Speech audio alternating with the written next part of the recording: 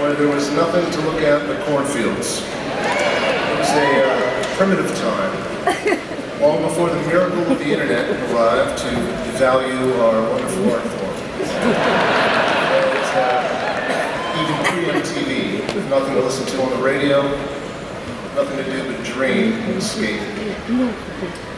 When I left home, it was time for the big city. In my case, the big city of Cleveland.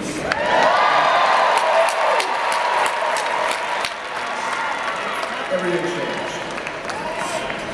It was the mid-'80s, and just being able to tune into college radio made my head explode with limitless possibilities. This was my baptism into the world of alternative and underground music. Sounds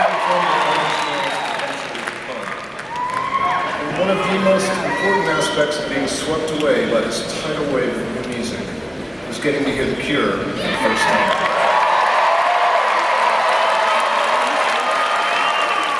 Immediately, this band struck a deep chord with me. The first album I heard was The Head on the Door. And I hadn't heard anything like it before. A lot of darkness I felt in my head was coming back at me through the speakers, and it blew my mind. It was like this music was written just for me. You know, I've struggled my whole life feeling like I don't fit in or belong anywhere, kind of like right now.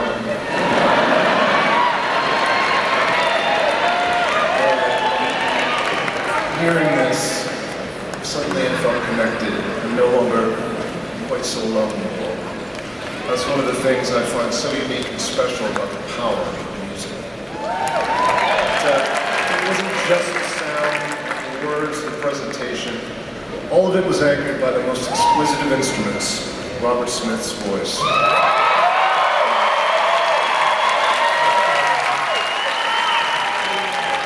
That voice, capable of such a range of emotion, from expression, from rage, sorrow, and despair, to beauty, frailty, and joy. It might sound naive, but until I heard The Head on the Door, I just didn't realize it was possible to write about such difficult and profound ideas, but do it in the context of accessible songs that might even get played on the radio, challenging norms from the inside.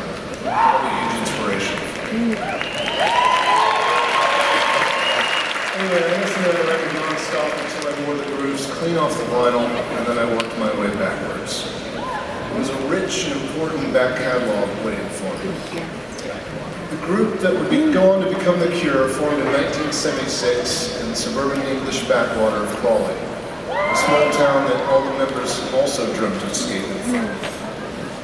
They were four imaginary boys: Robert Smith, Dempsey, Earl Thompson, who were energized both by the explosion of punk that was happening miles up the road in London, and by the heavy psychedelic rock from America which they'd grown up loving. After a few lineup changes and the creation of some timeless post-punk and new wave, the band entered 1980 as one of the groups who would come to define the music, the attitude, the look of the decade to come. Singer, guitarist, and songwriter Robert Smith, bassist Simon Gallup, drummer Paul Torres, retired as a trio of classic albums, 17 Seconds, Faith, Pornography. They had to become just as everyone else was getting ready to jump on the new sound in which The Cure helped usher into the world, they were already ready and moving to pastures new. Robert Smith was keen to show the world he could do so much more than monochromatic doom. They went on to write and record a series of songs that became huge hits right across the globe and are rightly still seen as classics today. I love Cats.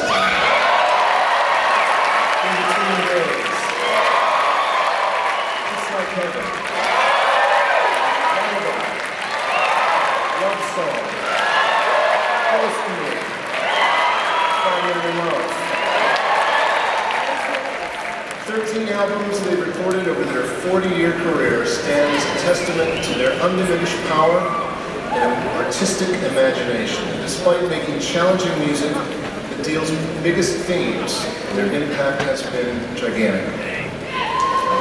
They've sold the best part of who gives a shit how many million records, and have been an essential touchstone of the genres of post-punk, new wave, goth, alternative, shoegaze, and post-rock. You can hear a clear influence on countless bands today, including my own. The Cure have been in and out of fashion so many times in the last 4 decades that they've ended up transcending fashion itself. While they might be quite a hit name to drop in 2019, this wasn't always the case. Their dedication to pushing sonic and artistic boundaries while making music for the ages wasn't always rewarded with glowing reviews in the press.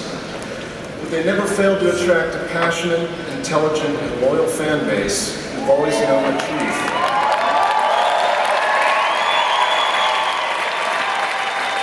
The Cure are one of the most unique, most brilliant, most heartbreakingly excellent rock bands the world has ever been lucky enough.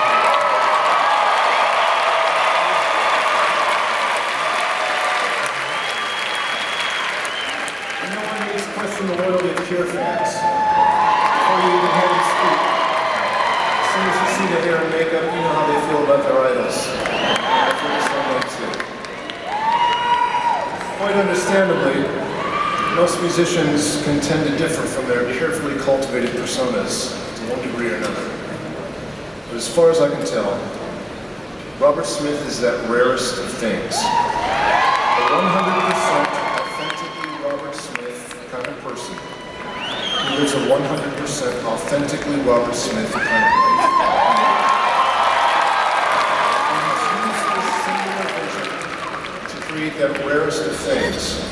A completely self-contained world with its own sound, its own look, its own vibe, its own aesthetic, its own rules, which us the fans get to visit and immerse ourselves in whenever we like. A custom world made for anyone who's ever dreamed of escape. If that isn't the life's work of a true artist, I'm not sure what is. I should make full disclosure at this point. I think it's only right for me to admit that in the past I've been, let's say, ambivalent about the existence of certain award ceremonies. I've perhaps been in the habit of questioning their motivation with a certain degree of cynicism. In fact, I remember distinctly saying to myself, amongst other things, how can I even take this awards ceremony seriously if they'll open their doors to X, Y, and Z, but they won't even acknowledge the Cure?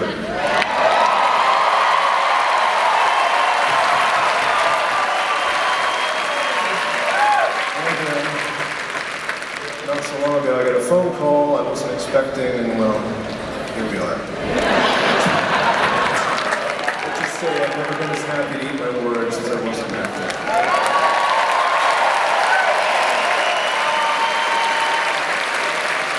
Tonight, it is my absolute pleasure to invite to the stage Robert Smith.